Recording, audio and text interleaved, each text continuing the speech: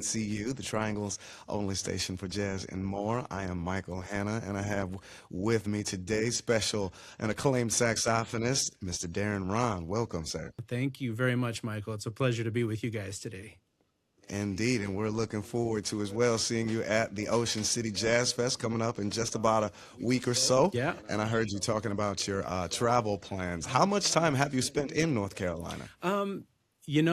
A little bit, a little bit. There's, you guys have a really great heritage there with music and jazz. And so between South Carolina and North Carolina, I've done a few different festivals out there. And the thing I've learned is everything is about 2 to 3 hours from everything else. So no matter where you are, it's like 2 hours to get anywhere else.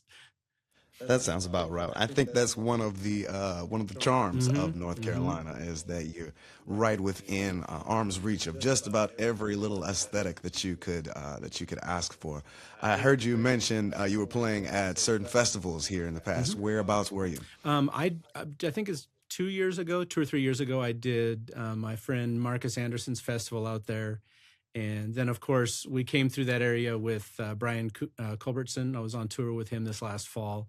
And that was, we did like, I can't remember, something like 25 or 27 shows in 29 days or something. So it was a bit of a blur. I don't remember exact cities, but I remember we had 2 or 3 shows in the Carolinas.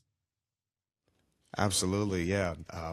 North Carolina Central is where Marcus Anderson got his start, so we're good friends with Marcus here. Certainly familiar with his music, and as well, you mentioned Brian Culbertson. I'm pretty sure he's got the Coffee Festival, and I know that he runs all through the state. So Yeah. I'm sure you probably touched down in all the familiar places. Mm-hmm. But what about in terms of being on the coast? The festival's going to be in North Topsail Beach. Well, Have you been there before? I have not been to North Topsail Beach, and I cannot wait. I mean, the history there is beautiful, and I love the history of the founding of the beach in 1949, and the kind of the historic value, right, of the place where Black families could own beachfront property. I mean, I think about that. I've always wanted to own beachfront property. I haven't fulfilled that dream yet, but it's a beautiful heritage. And when you see how that connects into music, jazz, and the history of jazz, I think, it's a very, very special time. And I'm really honored to be able to join you guys. Certainly, like I said, we're looking forward to seeing you there, along with some other folks that you have worked with as well, that you have some collaborations with who will be at the festival. Blake Aaron, Yep. guitarist, Yep. right? You had a 2020 single with him, Color and Passion. Talk to us about that collaboration. We did a single from that project called Groovers and Shakers. And Blake came to me and said, "Hey, let's do a single together." And I sent an idea over to him, and he sent it back, and we did that a couple times. And before we knew it, we had a song, and we just did it for the joy of it, and had no idea that it was going to climb to the top of the charts. But Blake is a fine musician and a great writer, so we had a blast on that one. Absolutely. You keep yourself in the company of such amazing musicians. Are you all going to be performing together at the festival? Or? That's a good question. This discussion has not happened yet, but as does often happen at these festivals, you never know. You never know when someone's going to say, "Hey, will you hop on stage?" But he happens to be performing alongside another dear friend of mine who I've worked with, which is Will Donato. And so the two of them, that's sure to be a very powerhouse performance. Both those guys bring a lot of energy to the stage. Absolutely, all of the good vibes, and I'm sure that you're gonna mix it up. Your catalog is expansive, and certainly you can go to so many different places. But talking about your brand new, which is not a part of an album, if I'm not mistaken, but just a one-off single, Yep. the "When I'm With You," is that one that we can expect to hear? I think if you guys stick around, you may just hear that this weekend, and it might just happen to be the first full band performance of that song in public too. So yeah, it just released Friday, went to radio yesterday. I'm very, very excited about that song. I'm in the middle of a new project, a love album, which is due out next year. But I wanted to put something out and give people something to kind of, kick back and relax and enjoy during the summer here while I'm working on the full album. Absolutely, and what a good way to kick it off, especially with the festival in mind. And with that in mind, I believe for the sake of having a good pause in the conversation, we're going to leave some space to play that record right here on WNCU. Here's Darren Rahn with "When I'm With You." We'll just take a pause before we get back into conversation.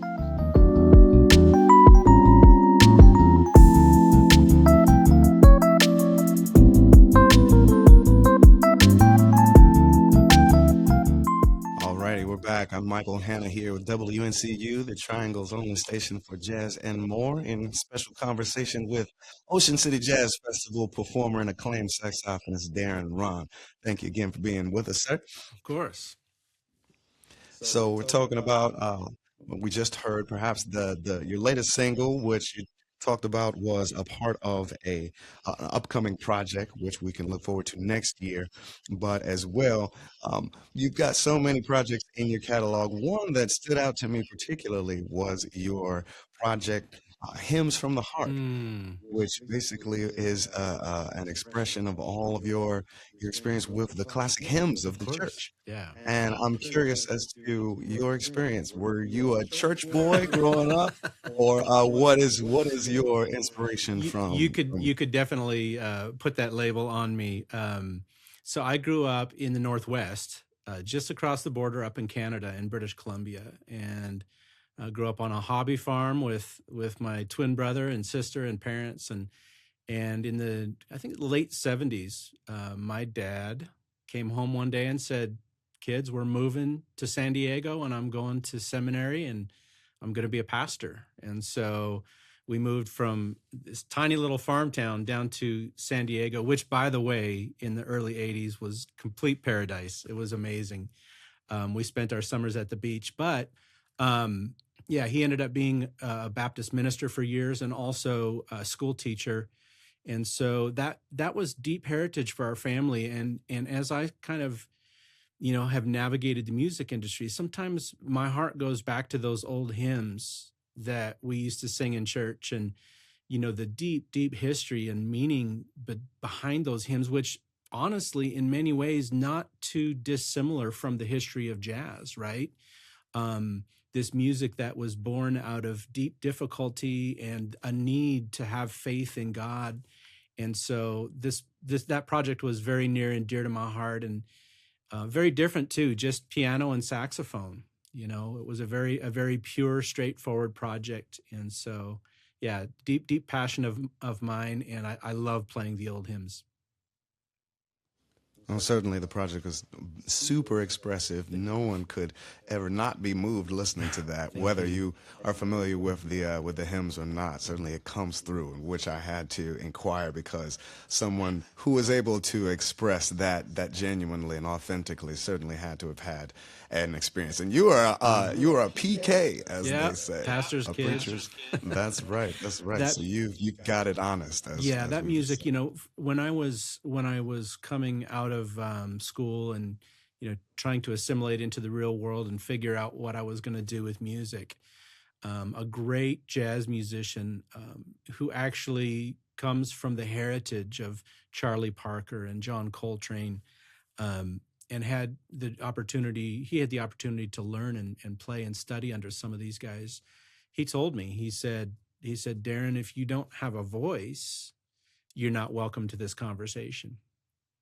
And that hit me like a ton of bricks. So at that point in my musical foundation, I decided to really focus on figuring out who I was and trying to make sure that every note meant something. And so that's kind of been a personal quest of mine throughout my career. Certainly, your voice is very distinct, and that much is clear listening to the span of your projects. Before talking about some of the other ones, what would have been your favorite hymn from that project? Oh, To easily, "How Great Thou Art." That's my favorite hymn of all wonderful. time, and yeah, the meaning And behind it. And I think too, just when we listen to music, and what an amazing gift this is, music. All styles. It doesn't take long before you understand that that true honest, real music. It comes from a place that's much deeper than it's not just notes. It's something that comes from the depths of our soul. And so, yeah, a real true God-given gift. And yeah, I don't know where I would be without. I think I'd be, yeah, who knows if I didn't have music. I'm just glad I do. I think we all are. Certainly, we're glad to have you sharing your gifts with us. You're talking about the deep heritage of this music and how it's, it shows up in so many different ways. Who are some of the other great influences in your world? You mentioned Charlie Parker, Oh John man. Coltrane. Are there other saxophone players or even non-saxophone instrumentalists that have been impactful to you? Absolutely. I mean, for me, I play all the saxophones, but obviously tenor is my main voice. John Coltrane, um, Dexter Gordon, the pureness and the fullness of his sound.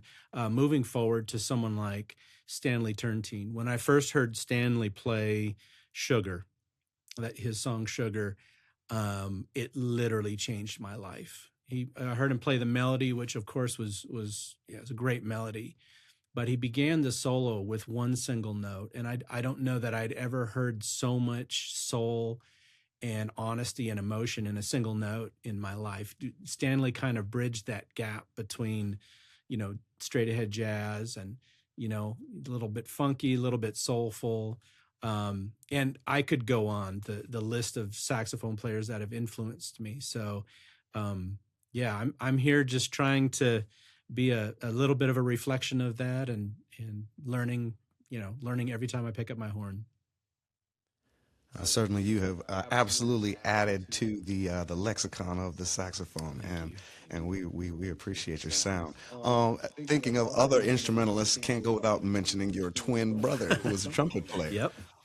and some of the works that you all have done. I don't know that you have a most recent project, but what about some of the favorite times that you've worked with him and Well, some of the good that yeah, y'all I have mean, done? twin brother, partners in crime for our whole life. I mean, we've been best friends literally from birth, and so what we have musically, it's something that's intangible. There's a connection and an ability to understand what the other person is doing and where they're going when we play phrases together or when we're interacting. um, there's just a level of yeah, kind of like we were when we were kids. We could understand what the other guy was thinking before he ever said anything. And we've had some fun twin moments over the years that are kind of indicative of that as well. Certainly, a lot of playing music Hmm. is about understanding what your bandmates are doing. Of course, that comes with understanding the music, but I can imagine that there's just another level of intuition when you're talking about your twin brother. How early did you all start playing music together? Oh man, we started playing music together as kids. Um, my mom said, when we were 5 years old, each of us kids, you take piano lessons for 2 years, and if you decide you don't want to do it after that, that's fine. And so we did. My brother and I did our 2 years, and we hung it up for a couple years. But then when band came around, I think it was fourth grade, and he was on trumpet. I actually started on the clarinet reluctantly. They told me my fingers were too small for saxophone. So I started on the clarinet and eventually transitioned to saxophone. But we had been playing together since that time, and it's never stopped. And yeah, there really is an intangible connection when we play together. Um, the way we'll phrase things, the way we'll approach blending, and so it's been a real gift being able to work with him.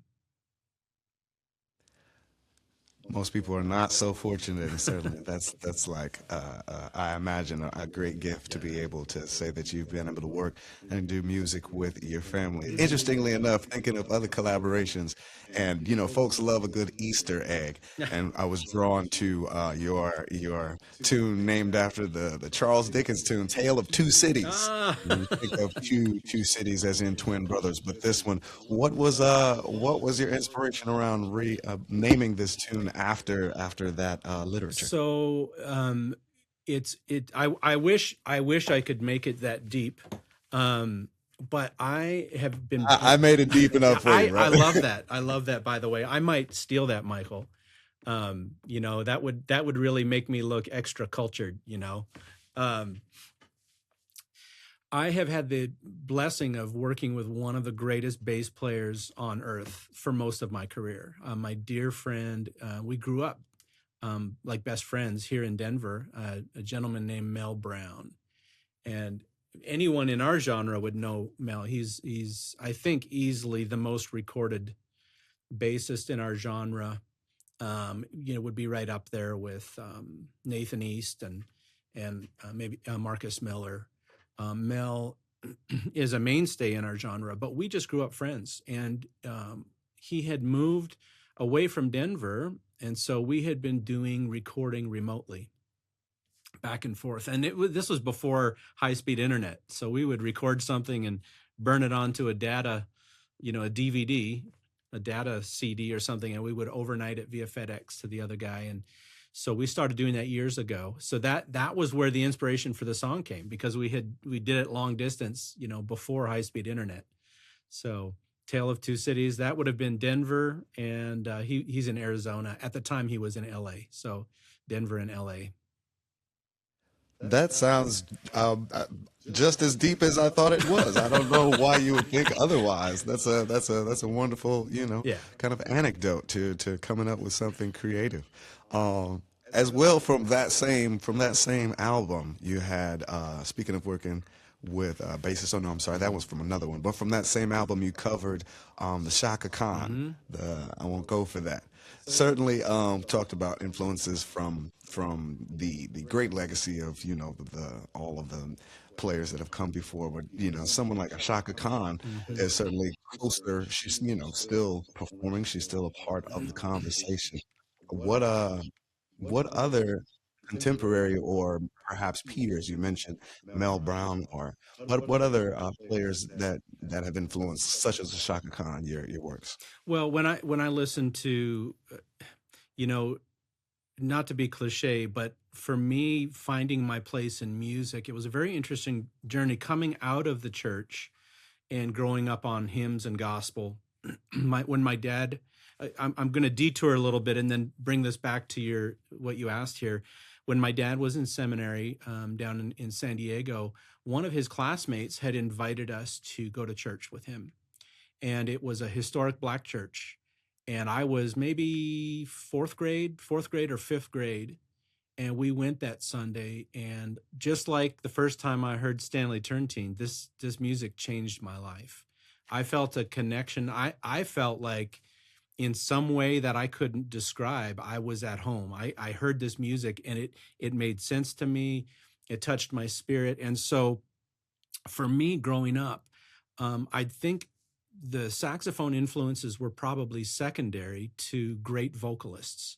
Whether it was someone like Shaka Khan, or for me, Whitney Houston, and the way she would phrase, and the purity of her voice, and then at just the right time, would be the vibrato or that rasp or that growl in the voice. And so for me, the music that stemmed from the historic black church and the history of jazz, these two worlds. And when we listen to music today, I mean, a good majority of the music we hear are rooted in this history. And so for me, I in that moment heard something that connected with my soul deeper than anything I had heard before. And so when I approach melody on saxophone, generally, I think probably a little bit more like a vocalist. Um, and some in my early years, guys would say, "Hey, we need you to play like that LA saxophone style." And I love that. But for me, I came from a different place. And so, yeah, the history of soul and R&B connects with me deeply, and I would use those ideas when I'm phrasing on my saxophone. That's amazing because you said that you spent a lot of time at San Diego. Hmm. Did I hear that right? Hmm. And so when we think about the history of jazz in terms of how it developed on both coasts, the sweet or hot makes no difference if it's sweet or hot, right? Yeah. We want the LA thing. Give me the sweet, Hmm. and even still in the space of the sweet, you were able to develop the some of the hot as we Yeah, that understand it. East Coast New York thing. So Yes. like those tenor players were incredibly influential to me, guys like Michael Brecker and Bob Mintzer, and it was a whole different approach. I have been described at times as slightly bombastic in my approach to the tenor saxophone. And I guess I would have to admit that rightly so, that comes from that tradition in New York. The development of the jazz language in New York City, it kind of took it to a different place, and much in line with the differences in personalities between someone from the West Coast and East Coast, both wonderful but very different. That busyness, that go go go, that kind of the city that never sleeps, like New York. You hear that in the music, and so yeah, I guess I've pulled a little bit from East Coast, a little bit from the West Coast. Absolutely. No, it's definitely pretty apparent once you mentioned someone like a Dexter Mm, Gordon or Stanley Turrentine, who have such of those big sounds, and your yeah, sound as well thank has you. such prominence when it's on the track. You can tell who your sound is as soon as it comes on, no matter who you're featured with. And so certainly those are in alignment with all of those traditions of the saxophone.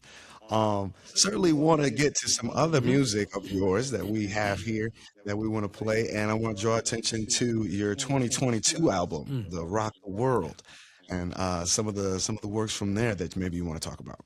Yeah, that was my last full length record, and that was a pinnacle for me. That album was the opportunity to kind of work with a lot of the guys, trying to get all these guys on one record that were some of my favorites. And so having the opportunity to, work with Najee and Dave Koz and Everett Harp, and I did a really memorable collaboration with my good friend Brian Culbertson on that record, and yeah, Brian Bromberg.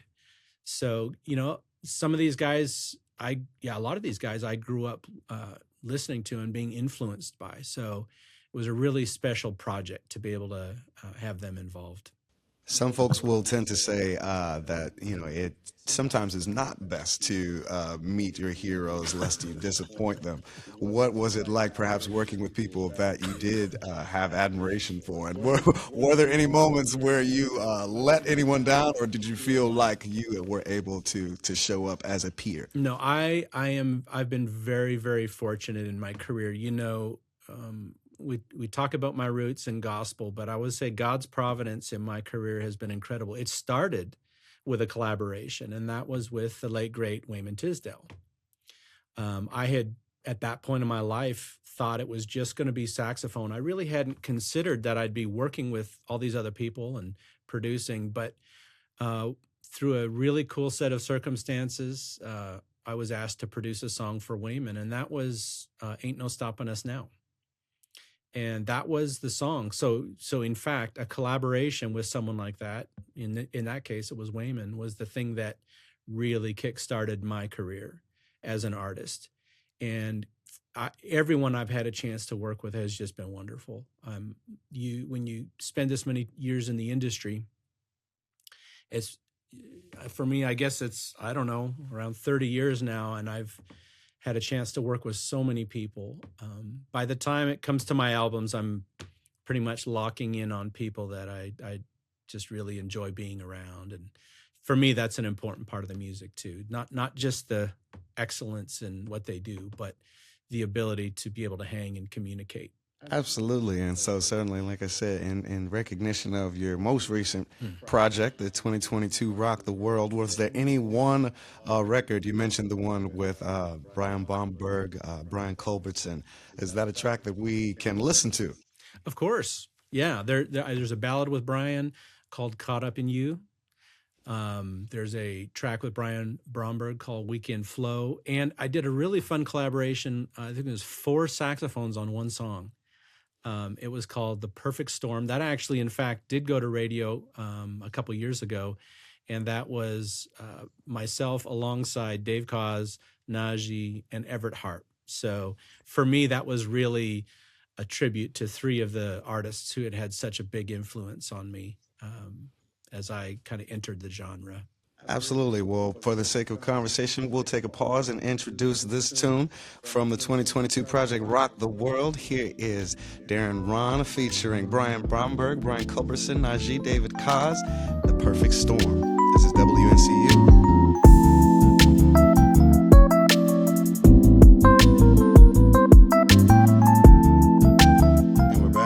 Myk'l Hanna here at WNCU, the Triangle Station for Jazz and More, in special conversation with acclaimed saxophonist and Ocean City Jazz Fest performer, Mr. Darren Rahn. Thank you for joining us, sir. Glad to be here with you, Michael. We're glad to have you, indeed. So we've been talking about all of your influences. We've been talking about, the legacy of music that speaks through the voice of your instrument, and certainly some of the recent stuff that you've done and that we're looking forward to hearing at the festival. What about some of your favorites across all of the myriad of projects that you have? Has there been any? Because there's many more that we haven't talked about, and surely there are some special moments that only you can speak to. I want to give you the chance to speak I to think, it's always great when you have music, your own music as an artist that does well, but there's something special when you're working with someone else and you see them succeed, or you're working with someone else and just getting to be a part of it. So, I mean, there's been a number of artists that I've had an honor to work with and kind of help be a part of the beginning parts of their career. And one that comes to mind for me is a young man named Riley Richard. Riley is from Cleveland, Ohio, and you guys have heard his music. He's had multiple number ones, and Riley came to me many, many years ago, and we've had the opportunity now to work on a bunch of different singles together, and it's just been a complete and utter joy to see his gift now being shared with the world. And that ties into another dear friend of mine, Najee, who introduced me to Riley. But a few years ago, Najee came to me to work on a single with him, and we collaborated and did a song together. And I believe that one was called Face to Face, if I remember correctly. And we got done. We were recording his part, and then he said to me, Darren, I'd like you to play saxophone on this. And I nearly lost it. I'm thinking, why is one of the greatest living saxophone players asking me to play saxophone on his song? And so that was one of the greatest honors of my career, to be able to work on that with him and to be a part of that with him. Najee is one of the innovators for sure in contemporary jazz. And of course, he harkens from the straight ahead jazz world as well. And he's a deep part of this history that we're talking about. So that was one of the greatest honors of my career. And yeah, to be able to call him a friend is something beyond anything I could have ever expected. Certainly, it's important to be able to be locked in with folks who have been pioneers in pioneering efforts. And then you mentioned as well about working with Riley Richard and perhaps stepping into a role of being a guide, being a teacher. How important is that to you in terms of appearing in the culture now, having been a seasoned player and having had, an expensive career to be to show up as a teacher? And are there other people or folks that you are taking under your wing, or even just doing some straight up teaching? What's your experience in that role? Well, primarily I would say teaching is the best learning tool. When you have any sort of skill set or knowledge or ability in an art form, it's one thing to express yourself, but to be able to put that in words and show someone else, to me, it kind of takes learning to the next level. And so, the other part of that is legacy. I mean, I could go down a list of people, but honestly, there's been so many. God has blessed me to work with so many young artists. if people want to, they can go to my website and look at my discography, and get a little bit of a glimpse. Guys that are monsters in the industry. I mean, starting out, my friend Eric Darius, we worked together. I don't know that I would call myself a mentor, but for sure a friend. And when he was starting out, I had the opportunity to produce, a bunch of stuff with him. And I think his first number one Billboard, other people, and I really, from my perspective, just the blessing of being able to work with people that are so gifted. People will often want to turn it towards me and give me credit, but the truth is, I think being open to who someone is musically and giving them the freedom to be who they are, that's been the recipe for success for me. So it's hard for me to really take a whole lot of credit for that, because you've got these incredible musicians, guys like Eric or Riley or any number of other guys that are so gifted and they have so much to say. So really, I feel like my job was just to get out of the way. And even in any moments that I was able to teach or share, yeah, it still pales in comparison to, the gifting that so many of these guys have. So yeah, it's been an honor and a blessing. Indeed. I believe Eric Darius is going to be as well Hmm. performing Correct. at the Jazz Fest. And so I got to ask as well, have y'all been in communication about any potential on stage moments that we can expect? I would love to say yes, but I think we're gonna miss each other. I think I'm there towards the beginning of the festival, and I think he's maybe towards the end of the festival. I'm not going to give anything away because I know, but if he's around, yeah, maybe I'll see if he can jump on stage with me. That would be amazing to see, and of course that's just a part, as you say, we've been talking about the rich legacy of how the music happens, and certainly with peers and with folks who serve as mentors. Those are those bright moments when Hmm. people learned from being able to be in the moment, being present and perform together and create Hmm. a moment when you're live learning from just playing the Right. music and being able to speak together. They say we can sing together, but sometimes we can't speak together. So learning to be able to, even as you said, hearkening to taking the affect of a vocalist Hmm. in terms of finding that voice and the nuanced ways to be able to sing and to speak together, no matter what the instrument is.